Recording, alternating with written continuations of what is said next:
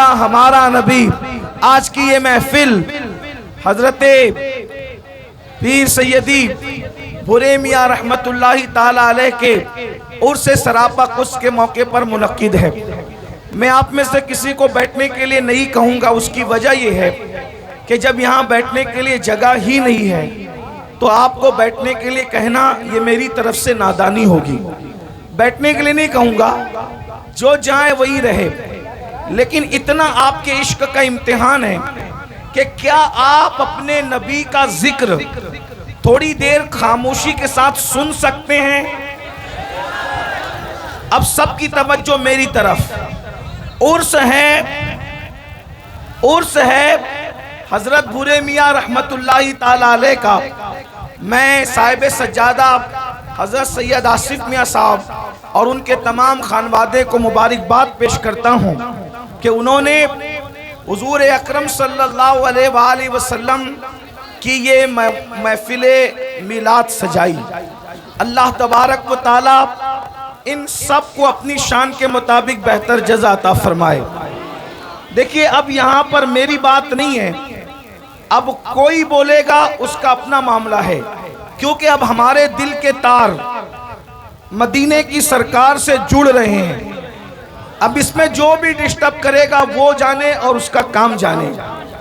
एक बात याद रखना, इस तरह की महफिल में अदब से बैठोगे तो खोटी तकदीरें संवर जाएगी, बिगड़े हालात बन जाएंगे। और अगर कोई अपनी तरफ से बदनज़मी पैदा करे तो मैं नहीं देख रहा हूँ, ये उलमा नहीं देख रहे हैं, मगर अल्लाह भी देख रहे हैं और अल्लाह की अता से हुजूर भी देख रहे हैं। अगर आपने हुजूर के जिक्र की महफिल को डिस्टर्ब किया तो आपकी पूरी जिंदगी डिस्टर्ब हो सकती है, आपके कब्र के हालात डिस्टर्ब हो सकते हैं, आपका मैदान महशर का मामला बिगड़ सकता है। इसलिए गर्मी भी खूब है माशाअल्लाह, आप भी खूब हैं और मजमा भी बिल्कुल ठसा हुआ है, इसलिए बहुत देर तक के मैं आपके सामने नहीं रहूंगा। थोड़ी देर सिर्फ मुझे आपसे कुछ बातें करनी है। याद रखिए, इस वक्त हम पूरी दुनिया के अंदर जिन हालात से गुजर रहे हैं, देखिए उर्स की तकरीब का मकसद होता है सोए हुए लोगों को बेदार करना, औलिया अल्लाह ने किस तरीके से कुर्बानियाँ दी वो बताना, औलिया अल्लाह की ज़िंदगी का मकासिद, उनके मकासिद क्या थे वो बताना। आप ज़रा गौर से सुने, तवज्जो अगर सबकी मेरी तरफ है, हाथ उठा करके ज़रा इधर बताएं सबकी तवज्जो मेरी तरफ है। अब ज़रा गौर से बात सुने, कौन आ रहा है कौन जा रहा है अब इसकी परवाह छोड़ दें। अब आप गौर से सुने मेरी बात को, यहाँ से लेके वहाँ तक। माएँ और बहनें भी मौजूद है तो वो भी तवज्जो से सुने। पूरे दुनिया के अंदर हम जिन हालात से इस वक्त तो दो चार है, दुश्मनान इस्लाम का सबसे बड़ा मंसूबा यह है कि हमारे नाम अब्दुल्ला रहे चलेगा, अब्दुल रहमान रहे चलेगा, अब्दुल मुस्तफ़ा रहे चलेगा, गुलाम मुस्तफ़ा रहे चलेगा, हबीबुर रहमान रहे चलेगा, अब्दुल रहमान रहे चलेगा। हमारे नाम मुसलमानों की तरह रहना चाहिए, लेकिन हमारा दिल मुसलमानों की तरह नहीं रहना चाहिए। सीनों के अंदर जो ईमानी हरारत है वो निकाल लिया जाए, सीनों के अंदर जो इस्लामी अकीदा है वो निकाल लिया जाए। याद रखिए, ये नापाक मंसूबा सिलेबी जंगों के बाद से, यानी सुल्तान सलाहुद्दीन अय्यूबी से जब इन्होंने जंग हारा था, उस दिन से इन्होंने मंसूबा बनाया था मुसलमानों से लड़ना नहीं है। अच्छी तरह याद रखना, इस्लाम दुश्मन ताकतों का प्लान है, मुसलमानों से लड़ना नहीं है। जमीन के ऊपर लड़ो तो इनसे कोई जीत नहीं सकता।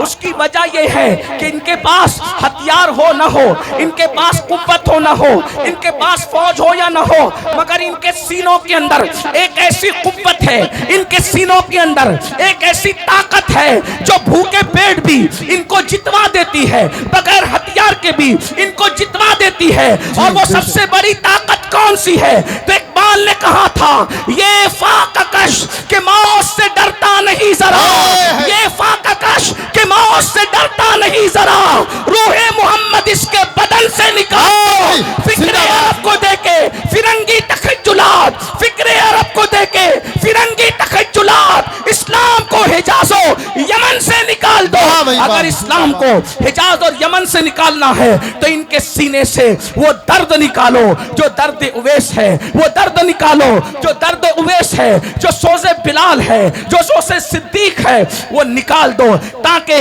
कौम मुस्लिम मुसलमान न रह जाए। याद रखना, मुसलमान कब तक मुसलमान रहता है, मोमिन कब तक मोमिन रहता है, ईमान वाला कब तक ईमान वाला रहता है, जब तक उसके सीने में इश्क रसूल हो, उसके सीने में मोहब्बत रसूल हो। सलीम मियां साहब को आने के लिए रास्ता दे दे। आप लोग रास्ता दे दीजिए, आप लोग सुकून से आप लोग बैठे रहें, बस थोड़ा सा रास्ता दे दीजिए आप लोग। हाँ, आप लोग माशाल्लाह बहुत अच्छे हैं आप लोग। जब से यहाँ ऐलान हुआ बहुत आप संजीदा हैं माशाल्लाह। सिर्फ हजरत के लिए रास्ता दे भाई, हजरत